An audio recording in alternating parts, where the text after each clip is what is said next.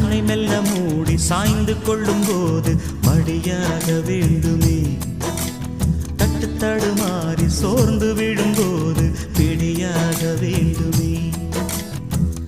உன் உள்ளம் நான் கண்டு என் உள்ளம் நீ கண்டு உனக்காக நான் உண்டு என்று வாழும் காதல் தானே காதல். மலர் விட்டு மலரை தாவுவதா நல்ல காதல்,